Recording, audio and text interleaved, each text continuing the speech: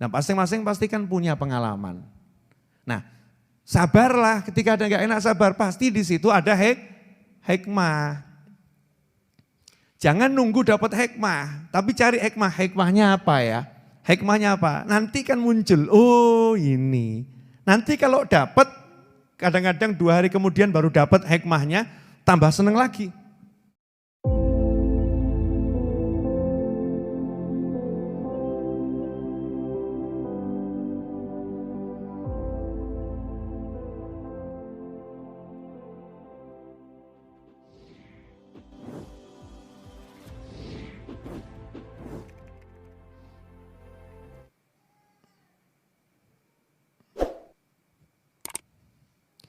Sayyidina Daud, ayahnya Nabi Sulaiman alaihissalam. Nabi Daud alaihissalam nasehatin putranya, Nabi Sulaiman alaihissalam. Nah, Nabi Daud sama Nabi Sulaiman ini 2 nabi yang juga raja. Jadi nasehatin Nabi Sugih, tuh Nabi Sugih. Ya, kita harus ambil sisi ini ya, biar kroso gitu. Jadi ada nabi yang kaya raya, lagi nasehatin nabi yang kaya raya. Jadi jangan di benakmu itu kalau jadi mukmin melarat. Al-Quran itu lengkap. Ada nabi yang dalam kehidupannya itu ekonominya lemah. Bukan berarti nabinya nggak bisa cari duit. Tapi kalau punya duit didumtek terus, didumtek gitu ya. Habis. Ada nabi yang dikasih pangkat raja loh. Presiden, rojo, pangkat tinggi di kemasyarakatan. Itu Nabi Daud dan Nabi Sulaiman alaihissalam. Nah, dalam kasus ini 2 nabi yang sugih, pangkatnya tinggi. Ngobrol, 1 bapak, 1 anak. Coba lihat bagaimana nasihatnya bapak Nabi Daud alaihissalam kepada anaknya, yaitu Nabi Sulaiman alaihissalam. Takwanya seorang mukmin itu bisa diketahui, takwanya seorang mukmin bisa diketahui dengan 3 hal. Yang pertama, tawakal yang bagus atas hal-hal yang belum diperoleh. Contoh, dari Solo mau ke Yogyakarta, dari Solo mau pergi ke Yogyakarta, udah sampai belum? Belum, namanya dari Solo mau pergi kok, berarti belum sampai. Lah ketika belum sampai ini dia tawakalnya luar biasa. Tawakal itu artinya apa? Mengandalkan Allah Ta'ala, itu namanya tawakal. Nah tawakal, mbok artinya tawakal gak paham kita. Yang tawakal, maksudnya tawakal ya apa? Hidup itu yang tawakal, maksudnya tawakal itu apa? Tawakal itu mengandalkan Allah Subhanahu wa Ta'ala, mengandalkan Allah, menjadikan Allah sebagai wakilnya. Ya. Katanya Nabi Daud alaihissalam kepada Nabi Sulaiman alaihissalam, kalau mau tahu orang ini mukminnya itu takwanya benar apa enggak, bagus atau tidak, lihat ya bagaimana ketika dia pengen sesuatu tapi belum dapat, lagi mengejar itu. Contoh misalnya tadi dari Solo mau ke Jogja, maka dia tawakalnya bagus. Nah, tawakal itu apa? Seringkali orang mengartikan tawakal pasrah sama Allah Ta'ala. Pasrah itu identik dengan nyerah, terserah Allah. Akhirnya kurang paham makna tawakal. Jadi tawakal itu artinya adalah mengandalkan Allah, itu tawakal. Gak pernah mengandalkan apapun. Jadi mau pergi ke Jogja, dia pakai kendaraan yang terbaik, KRL, kereta api listrik Solo Jogja. Betul ya? Yuk pamer titik gak apa-apa toh ya. Ada kereta api listrik Solo Jogja, bener? Nah dia naik kereta api listrik Solo Jogja. Kemudian dia udah bawa dompet, ada isinya. Ya, ada isinya, diisi dompetnya ini ya. Ada uang untuk bekal. Kemudian dia sudah menerapkan 5M. Sekarang harus 5M, bukan 3M lagi. Tambah sugih toh. Dulu kan cuma 3M. Gara-gara corona kita kenal 5M. Berarti tambah tambah sugih, tambah kaya nih. Menerapkan 5M. Udah. Kemudian dia pakai jaket. Bajunya dilengkapi dengan jaket. Kalau mungkin nanti kena angin biar nggak masuk angin. Semua disiapkan. Tapi dia nggak pernah mengandalkan itu. Nggak pernah mengandalkan itu. Yang diandalkan adalah Allah Subhanahu wa ta'ala.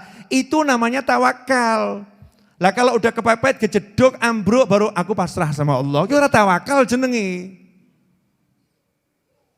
Tawakal itu dari sejak sebelum mulai sampai akhir.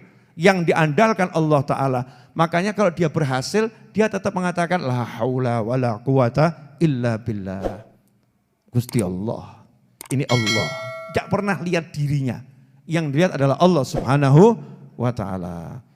Kemudian kalau dia mendapatkan yang diinginkan, sampai Jogja, senang. Alhamdulillah, dikasih Allah karunia, mendapatkan yang aku inginkan. Aku bisa sampai Yogyakarta. Misalnya kalau perjalanan ya, ridho. Kalau dia memang mau masuk suatu perguruan tinggi, kok diterima? Alhamdulillah, benar-benar dia menunjukkan senangnya sama Allah Subhanahu wa ta'ala. Enggak ngomong, ya ini karena memang saya cerdas. Memang saya pinter, enggak begitu. Tapi dia andalkan ini Allah nolong saya, makasih ya Allah, Alhamdulillah ya Allah. Terus dia terima kasih sama orang-orang yang mendoakan dia. Ibu makasih doanya Bu, Yai makasih doanya Yai, Ustadz terima kasih doanya Ustadz, Habib terima kasih doanya Habib.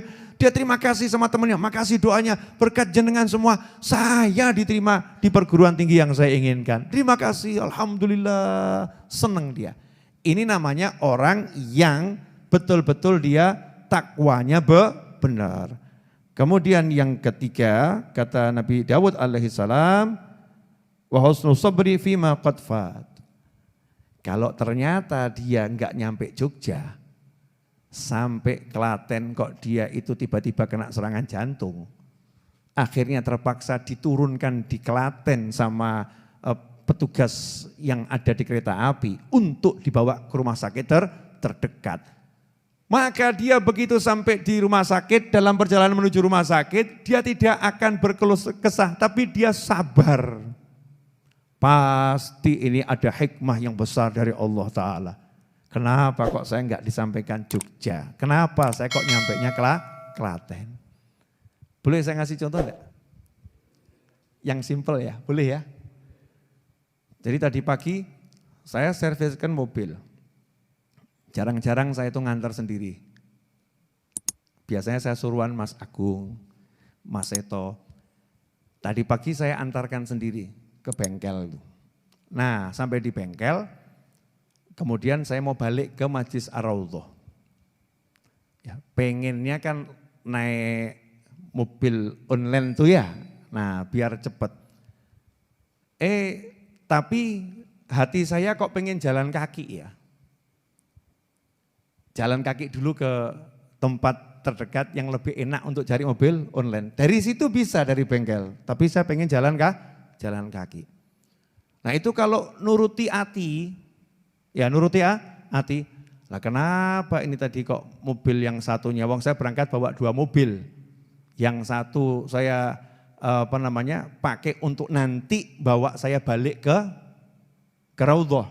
Yang satu mau saya servis, saya ngajak ponakan saya. Kamu bawa mobil yang satu, saya bawa mobil yang satu. Satu taruh, yang satunya saya bawa pulang bersama dia.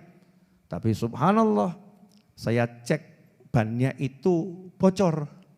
Jadi bannya harus ditambal. Akhirnya mobil satu saya bawa ke bengkel, yang satu ada ditambal ban. Sehingga pulangnya harus cari mobil online. Benar begitu kan?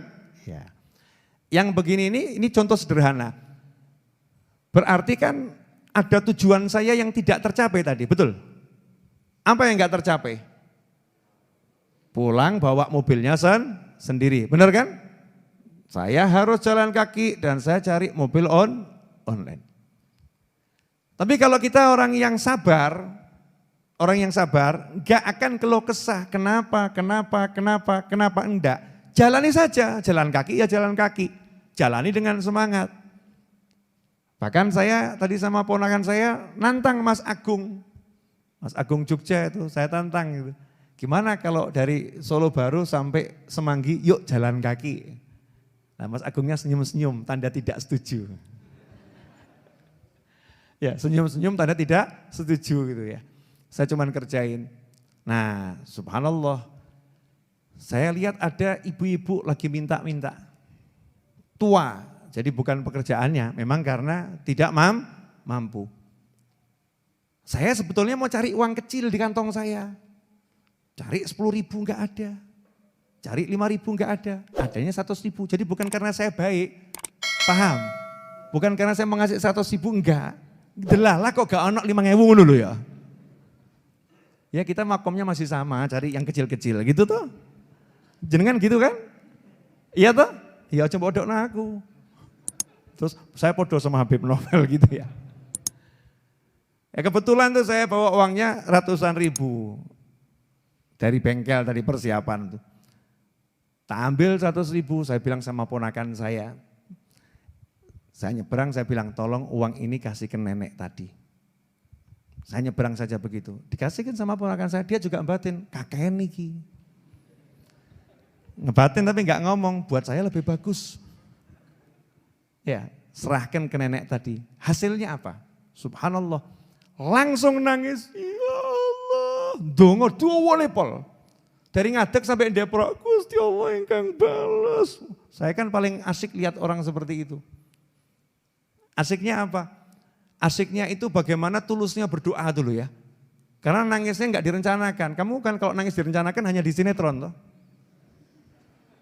Di drama itu nangis direncanakan. Tapi kehidupan nyata model begitu kan nangisnya biar langsung. Biar doa. Nah saya enggak ngurusi doanya, enggak ngurusi nangisnya. Saya ngomong sama ponakan saya sama Mas Agung. Subhanallah ya. Jadi ternyata kita ini disuruh jalan kaki, walaupun tadi bisa langsung dari bengkel itu cari online bisa, tapi kita disuruh Allah jalan kaki hanya gara-gara Allah udah nyiapkan rezekinya nenek tua ini lewat saya. Paham enggak maksudnya? Lah kalau dalam hidup kamu mikirnya begitu terus, kemanapun kamu pergi, saya lagi diutus Allah, saya lagi disuruh Allah, saya lagi bawa misi dari Allah Ta'ala, semua kehidupanmu seperti itu, mesti enak. Enak enggak kira-kira? Wah ada yang, nanti kalau saya jabarkan di sini enggak boleh ini, ada forum khusus, tuh ada cerita-cerita lucu ya. Ya cerita lucu, karena kalau di forum yang umum begini kan, ada hal yang tidak boleh disampaikan umum. Karena terkait misalnya aibnya Edwin, gitu gak boleh tuh ya. Nah, aib saya kan gak boleh di-share gitu ya, untuk kalangan pribadi. Nah masing-masing pasti kan punya pengalaman. Nah sabarlah ketika ada gak enak sabar, pasti di situ ada hikmah. Jangan nunggu dapat hikmah, tapi cari hikmah. Hikmahnya apa ya? Hikmahnya apa? Nanti kan muncul, oh ini. Nanti kalau dapat, kadang-kadang 2 hari kemudian baru dapat hikmahnya, tambah seneng lagi. Dari sabar gak enak jadi senengnya luar biasa. Ya contohnya saya dulu gak boleh kuliah, padahal pengen kuliah, tapi gak boleh kuliah. Itu sampai hari ini seneng saya nambah, alhamdulillah dulu saya gak kuliah. Ya, saya dulu mau mondok pesantren walaupun cuma sebentar. Alhamdulillah saya mau cari ilmu agama lebih banyak. Alhamdulillah. Kenapa? Saya bisa beri manfaat sekarang lebih banyak dibanding saya kalau kuliah waktu itu. Karena kalau saya kuliah jadi ahli informatika paling ya untuk berapa orang gitu. Tapi kalau dengan begini, Masya Allah. Saya bisa ngasih manfaat untuk diri saya sendiri dan manfaat untuk orang lain. Insya Allah.